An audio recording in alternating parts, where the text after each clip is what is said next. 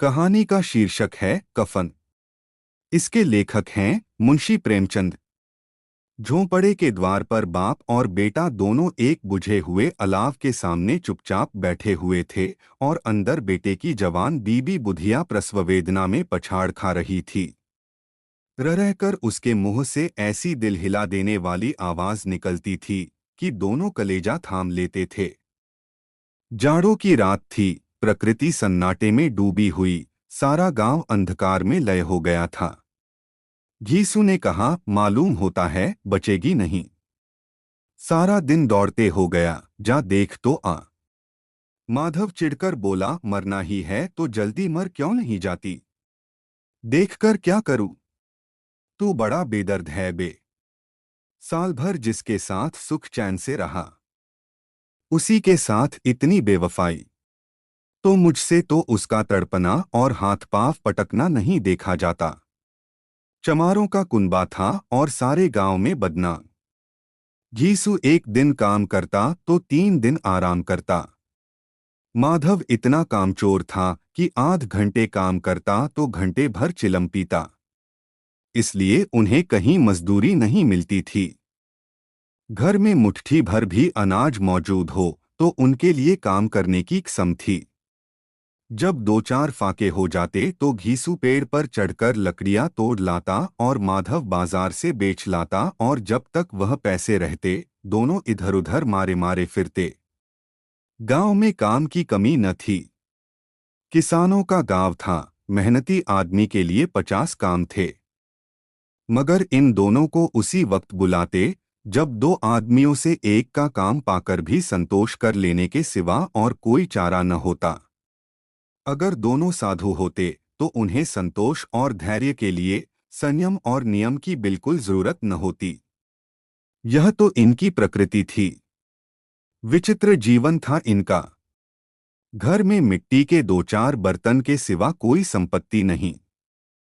फटे चीथड़ों से अपनी नग्नता को ढाके हुए जिए जाते थे।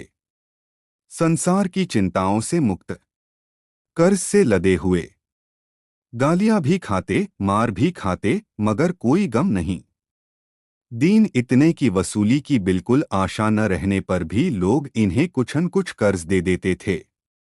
मटर आलू की फसल में दूसरों के खेतों से मटर या आलू उखाड़ लाते और भून भान कर खा लेते, या 10-5 ऊख उखाड़ लाते और रात को चूसते। घीसू ने इसी आकाशवृत्ति से 60 साल की उम्र काट दी और माधव भी सपूत बेटे की तरह बाप ही के पदचिह्नों पर चल रहा था, बल्कि उसका नाम और भी उजागर कर रहा था। इस वक्त भी दोनों अलाव के सामने बैठकर आलू भून रहे थे, जो कि किसी खेत से खोद लाए थे। घीसू की स्त्री का तो बहुत दिन हुए देहांत हो गया था। माधव का ब्याह पिछले साल हुआ था। जब से यह औरत आई थी, उसने इस खानदान में व्यवस्था की नींव डाली थी और इन दोनों बेगैरतों का दोस्त भरती रहती थी। जब से वह आई, यह दोनों और भी आलसी और आरामतलब हो गए थे, बल्कि कुछ अकड़ने भी लगे थे। कोई कार्य करने को बुलाता तो निर्ब्याज भाव से दुगुनी मजदूरी मांगते। वही औरत आज प्रसव वेदना से मर रही थी और यह दोनों इसी इंतजार में थे कि वह मर जाएं तो आराम से सोए। घीसू ने आलू निकालकर छीलते हुए कहा, जाकर देख तो क्या दशा है उसकी। चुड़ैल का फिसाद होगा और क्या। यहाँ तो ओझा भी 1 रुपया मांगता है। माधव को भय था कि वह कोठरी में गया तो घीसू आलूओं का बड़ा भाग साफ कर देगा। बोला, मुझे वहां जाते डर लगता है। डर किस बात का है, मैं तो यहाँ हूं ही। तो तुम ही जाकर देखो न। मेरी औरत जब मरी थी तो मैं 3 दिन तक उसके पास से हिला तक नहीं था। और फिर मुझसे लजाएगी कि नहीं? जिसका कभी मुंह नहीं देखा, आज उसका उघड़ा हुआ बदन देखूं। उसे तन की सुध भी तो न होगी। मुझे देख लेगी तो खुलकर हाथ पांव भी न पटक सकेगी। मैं सोचता हूं कोई बाल बच्चा हो गया तो क्या होगा। सोंठ गुड़ तेल कुछ भी तो नहीं है घर में। सब कुछ आ जाएगा, भगवान दे तो। जो लोग अभी एक पैसा नहीं दे रहे हैं वे ही कल बुलाकर रुपए देंगे। मेरे 9 लड़के हुए, घर में कभी कुछ न था, मगर भगवान ने किसी न किसी तरह बेड़ा पार ही लगाया। जिस समाज में रात दिन मेहनत करने वालों की हालत उनकी हालत से कुछ बहुत अच्छी न थी, और किसानों के मुकाबले में वे लोग जो किसानों की दुर्बलताओं से लाभ उठाना जानते थे, कहीं ज्यादा संपन्न थे। वहां इस तरह की मनोवृत्ति का पैदा हो जाना कोई अचरज की बात न थी। हम तो कहेंगे घीसू किसानों से कहीं ज्यादा विचारवान था और किसानों के विचार शून्य समूह में शामिल होने के बदले बैठकबाजों की कुत्सित मंडली में जा मिला था। हाँ, उसमें यह शक्ति न थी कि बैठकबाजों के नियम और नीति का पालन करता। इसलिए जहां उसकी मंडली के और लोग गांव के सरगना और मुखिया बने हुए थे, उस पर सारा गांव उंगली उठाता था। फिर भी उसे यह तस्कीन तो थी ही कि अगर वह फटेहाल है तो कम से कम उसे किसानों की सी जीतोड़ मेहनत तो नहीं करनी पड़ती, और उसकी सरलता और निरीहता से दूसरे लोग बेजा फायदा तो नहीं उठाते। दोनों आलू निकाल निकाल कर जलते जलते खाने लगे। कल से कुछ नहीं खाया था। इतना सब्र न था कि ठंडा हो जाने दें। कई बार दोनों की ज़बानें जल गईं। छिल जाने पर आलू का बाहरी हिस्सा ज़बान, हलक और तालू को जला देता था, और उस अंगारे को मुंह में रखने से ज्यादा खैरियत इसी में थी कि वह अंदर पहुंच जाए। वहां उसे ठंडा करने के लिए काफी सामान थे, इसलिए दोनों जल्द जल्द निगल जाते। हालांकि इस कोशिश में उनकी आंखों से आंसू निकल आते। घीसू को उस वक्त ठाकुर की बारात याद आई जिसमें 20 साल पहले वह गया था। उस दावत में उसे जो तृप्ति मिली थी वह उसके जीवन में एक याद रखने लायक बात थी, और आज भी उसकी याद ताज़ी थी। बोला, वह भोज नहीं भूलता। तब से फिर उस तरह का खाना और भरपेट नहीं मिला। लड़की वालों ने सबको भरपेट पूरियां खिलाई थीं। सबको, छोटे बड़े सबने पूरियां खाईं, और असली घी की चटनी, रायता, 3 तरह के सूखे साग, एक रसेदार तरकारी, दही, चटनी, मिठाई। अब क्या बताऊं कि उस भोज में क्या स्वाद मिला। कोई रोक-टोक नहीं थी, जो चीज चाहो मांगो, जितना चाहो खाओ। लोगों ने ऐसा खाया कि किसी से पानी न पिया गया। मगर परोसने वाले हैं कि पत्तल में गर्म गर्म गोल गोल सुवासित कचौरियां डाल देते हैं। मना करते हैं कि नहीं चाहिए, पत्तल पर हाथ रोके हुए हैं, मगर वह हैं कि दिए जाते हैं। और जब सबने मुंह धो लिया तो पान इलायची भी मिली, मगर मुझे पान लेने की कहाँ सुध थी। खड़ा हुआ न जाता था। चटपट जाकर अपने कंबल पर लेट गया। ऐसा दिलदरियाव था वह। ठाकुर माधव ने इन पदार्थों का मन ही मन मजा लेते हुए कहा, अब हमें कोई ऐसा भोज नहीं खिलाता। अब कोई क्या खिलाएगा। वह ज़माना दूसरा था। अब तो सबको किफायत सूझती है। शादी ब्याह में मत खर्च करो, क्रियाकर्म में मत खर्च करो। पूछो गरीबों का माल बटोर बटोर कर कहाँ रखोगे। बटोरने में तो कमी नहीं है। हाँ, खर्च में किफायत सूझती है। तुमने एक 20 पूरियां खाई होंगी। 20 से ज्यादा खाई थीं। मैं 50 खा जाता। 50 से कम मैंने न खाई होंगी। अच्छा पका था। तू तो मेरा आधा भी नहीं है। आलू खाकर दोनों ने पानी पिया और वहीं अलाव के सामने अपनी धोतियां ओढ़कर पाव पेट में डाले सो रहे, जैसे दो बड़े बड़े अजगर गेंडुलियां मारे पड़े हों। और बुधिया अभी तक कराह रही थी। सवेरे माधव ने कोठरी में जाकर देखा तो उसकी स्त्री ठंडी हो गई थी। उसके मुंह पर मक्खियां भिनक रही थीं। पथराई हुई आंखें ऊपर टंगी हुई थीं। सारी देह धूल से लथपथ हो रही थी। उसके पेट में बच्चा मर गया था। माधव भागा हुआ घीसू के पास आया। फिर दोनों जोर जोर से हाय हाय करने और छाती पीटने लगे। पड़ोस वालों ने यह रोना धोना सुना तो दौड़े हुए आए और पुरानी मर्यादा के अनुसार इन अभागों को समझाने लगे। मगर ज्यादा रोने पीटने का अवसर न था। कफन की और लकड़ी की फिक्र करनी थी। घर में तो पैसा इस तरह गायब था जैसे चील के घोंसले में मांस। बाप बेटे रोते हुए गांव के जमींदार के पास गए। वह इन दोनों की सूरत से नफरत करते थे। कई बार इन्हें अपने हाथों से पीट चुके थे। चोरी करने के लिए, वादे पर काम पर न आने के लिए। पूछा, क्या है बे घिसुआ, रोता क्यों है? अब तो तू कहीं दिखलाई भी नहीं देता। मालूम होता है इस गांव में रहना नहीं चाहता। घीसू ने जमीन पर सिर रखकर आंखों में आंसू भरे हुए कहा, सरकार, बड़ी विपत्ति में हूं। माधव की घरवाली रात को गुजर गई। रात भर तड़पती रही सरकार। हम दोनों उसके सिरहाने बैठे रहे। दवादारू जो कुछ हो सका सब कुछ किया, मुदा वह हमें दगा दे गई। अब कोई एक रोटी देने वाला भी न रहा मालिक। तबाह हो गए। घर उजड़ गया। आपका गुलाम हूं, अब आपके सिवा कौन उसकी मिट्टी पार लगाएगा? हमारे हाथ में तो जो कुछ था वह सब तो दवादारू में उठ गया।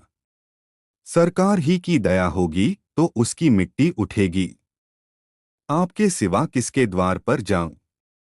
जमींदार साहब दयालु थे, मगर घीसू पर दया करना काले कंबल पर रंग चढ़ाना था। जी में तो आया, कह दें, चल दूर हो यहां से, यूं तो बुलाने से भी नहीं आता। आज जब गर्ज पड़ी तो आकर खुशामद कर रहा है। हरामखोर कहीं का बदमाश। लेकिन यह क्रोध या दंड देने का अवसर न था। जी में कुड़ते हुए 2 रुपए निकालकर फेंक दिए, मगर सांत्वना का एक शब्द भी मुंह से न निकला। उसकी तरफ ताका तक नहीं। जैसे सिर का बोझ उतारा हो। जब जमींदार साहब ने 2 रुपए दिए तो गांव के बनिए महाजनों को इनकार का साहस कैसे होता। घीसू जमींदार के नाम का ढिंढोरा भी पीटना खूब जानता था। किसी ने 2 आने दिए, किसी ने 4 आने। 1 घंटे में घीसू के पास 5 रुपए की अच्छी रकम जमा हो गई। कहीं से अनाज मिल गया, कहीं से लकड़ी, और दोपहर को घीसू और माधव बाजार से कफन लाने चले। इधर लोग बांस वांस काटने लगे। गांव की नर्म दिल स्त्रियां आकर लाश देखती थीं और उसकी बेकसी पर 2 बूंद आंसू गिराकर चली जाती थीं। बाजार में पहुंचकर घीसू बोला, लकड़ी तो उसे जलाने भर को मिल गई है, क्यों माधव? माधव बोला, हाँ लकड़ी तो बहुत है, अब कफन चाहिए। तो चलो कोई हल्का सा कफन ले लें। हाँ और क्या, लाश उठते उठते रात हो जाएगी। रात को कफन कौन देखता है? कैसा बुरा रिवाज है कि जिसे जीते जी तन ढांकने को चीथड़ा भी न मिले, उसे मरने पर नया कफन चाहिए। कफन लाश के साथ जल ही तो जाता है, और क्या रखा रहता है? यही 5 रुपए पहले मिलते तो कुछ दवादारू कर लेते। दोनों एक दूसरे के मन की बात ताड़ रहे थे। बाजार में इधर उधर घूमते रहे। कभी इस बाजार की दुकान पर गए, कभी उसकी दुकान पर। तरह तरह के कपड़े, रेशमी और सूती देखे, मगर कुछ जंचा नहीं। यहां तक कि शाम हो गई। तब दोनों न जाने किस दैवी प्रेरणा से एक मधुशाला के सामने जा पहुंचे और जैसे किसी पूर्व निश्चित व्यवस्था से अंदर चले गए। वहां जरा देर तक दोनों असमंजस में खड़े रहे। फिर घीसू ने गद्दी के सामने जाकर कहा, साहू जी, एक बोतल हमें भी देना। उसके बाद कुछ चिखौना आया। तली हुई मछली आई और दोनों बरामदे में बैठकर शांतिपूर्वक पीने लगे। कई कुज्जियां ताबड़तोड़ पीने के बाद दोनों सरूर में आ गए। घीसू बोला, कफन लगाने से क्या मिलता? आखिर जल ही तो जाता, कुछ बहू के साथ तो न जाता। माधव आसमान की तरफ देखकर बोला, मानो देवताओं को अपनी निष्पापता का साक्षी बना रहा हो, दुनिया का दस्तूर है। नहीं लोग बामनों को हजारों रुपए क्यों दे देते हैं? कौन देखता है परलोक में मिलता है या नहीं। बड़े आदमियों के पास धन है, फूके। हमारे पास फूकने को क्या है। लेकिन लोगों को जवाब क्या दोगे। लोग पूछेंगे नहीं कफन कहाँ है। घीसू हंसा, अबे कह देंगे कि रुपए कमर से खिसक गए। बहुत ढूंढा, मिले नहीं। लोगों को विश्वास न आएगा, लेकिन फिर वही रुपए देंगे। माधव भी हंसा, इस अनपेक्षित सौभाग्य पर बोला, बड़ी अच्छी थी बेचारी। मरी तो खूब खिला पिलाकर। आधी बोतल से ज्यादा उड़ गई। घीसू ने 2 सेर पूरियां मंगाई। चटनी, अचार, कलेजिया। शराब खाने के सामने ही दुकान थी। माधव लपककर 2 पत्तलों में सारे सामान ले आया। पूरा 1.5 रुपया खर्च हो गया। सिर्फ थोड़े से पैसे बच रहे। दोनों इस वक्त इस शान में बैठे पूरियां खा रहे थे जैसे जंगल में कोई शेर अपना शिकार उड़ा रहा हो। न जवाबदेही का खौफ था, न बदनामी की फिक्र। इन सब भावनाओं को उन्होंने बहुत पहले ही जीत लिया था। घीसू दार्शनिक भाव से बोला, हमारी आत्मा प्रसन्न हो रही है तो क्या उसे पुण्य न होगा। माधव ने श्रद्धा से सिर झुकाकर तस्दीक की, जरूर से जरूर होगा। भगवान तुम अंतर्यामी हो, उसे बैकुंठ ले जाना। हम दोनों हृदय से आशीर्वाद दे रहे हैं। आज जो भोजन मिला वह कभी उम्र भर न मिला था। एक क्षण के बाद माधव के मन में एक शंका जागी। बोला, क्यों दादा, हम लोग भी एक न एक दिन वहां जाएंगे ही। घीसू ने इस भोले भाले सवाल का कुछ उत्तर न दिया। वह परलोक की बातें सोचकर इस आनंद में बाधा न डालना चाहता था। जो वहां हम लोगों से पूछे कि तुमने हमें कफन क्यों नहीं दिया तो क्या कहोगे। कहेंगे तुम्हारा सिर। पूछेगी तो जरूर। तू कैसे जानता है कि उसे कफन न मिलेगा। तू मुझे ऐसा गधा समझता है। 60 साल क्या दुनिया में घास खोदता रहा हूं। उसको कफन मिलेगा और बहुत अच्छा मिलेगा। माधव को विश्वास न आया। बोला, कौन देगा। रुपए तो तुमने चट कर दिए। वह तो मुझसे पूछेगी। उसकी मांग में तो सिंदूर मैंने डाला था। कौन देगा बताते क्यों नहीं।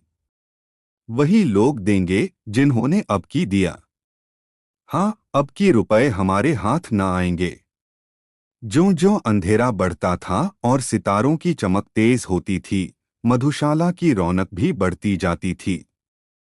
कोई गाता था, कोई डींग मारता था, कोई अपने संगी के गले लिपटा जाता था, कोई अपने दोस्त के मुंह में कुल्हड़ लगाए देता था। वहां के वातावरण में सुरूर था, हवा में नशा। कितने तो यहाँ आकर एक चुल्लू में मस्त हो जाते थे। शराब से ज्यादा यहाँ की हवा उन पर नशा करती थी। जीवन की बाधाएं यहाँ खींच लाती थीं और कुछ देर के लिए यह भूल जाते थे कि वे जीते हैं या मरते हैं, या न जीते हैं न मरते हैं। और यह दोनों बाप बेटे अब भी मजे ले लेकर चुस्कियां ले रहे थे। सबकी निगाहें इनकी ओर जमी हुई थीं। दोनों कितने भाग्य के बली हैं। पूरी बोतल बीच में है। भरपेट खाकर माधव ने बची हुई पूरियों का पत्तल उठाकर एक भिखारी को दे दिया, जो खड़ा इनकी ओर भूखी आंखों से देख रहा था। और देने के गौरव, आनंद और उल्लास का अपने जीवन में पहली बार अनुभव किया। घीसू ने कहा, ले जा, खूब खा और आशीर्वाद दे। जिसकी कमाई है वह तो मर गई, मगर तेरा आशीर्वाद उसे जरूर पहुंचेगा। रोए रोए से आशीर्वाद दो, बड़ी गाढ़ी कमाई के पैसे हैं। माधव ने फिर आसमान की तरफ देखकर कहा, वह बैकुंठ में जाएगी दादा।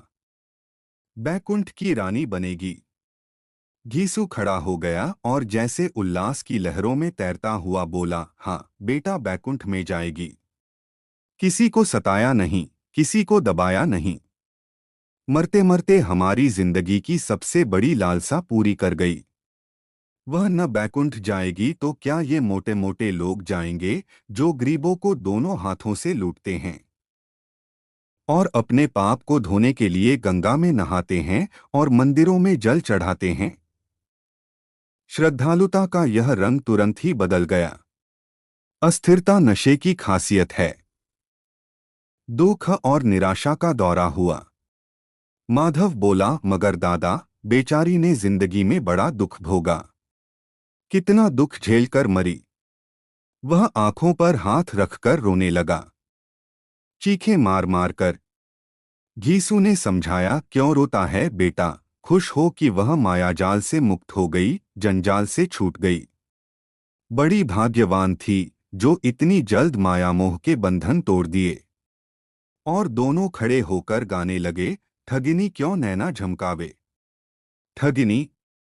पियक्कड़ों की आंखें इनकी ओर लगी हुई थीं और यह दोनों अपने दिल में मस्त गाए जाते थे। फिर दोनों नाचने लगे, उछले भी, कूदे भी, गिरे भी, मटके भी, भाव भी बताए, अभिनय भी किए और आखिर नशे में मदमस्त होकर वहीं गिर पड़े।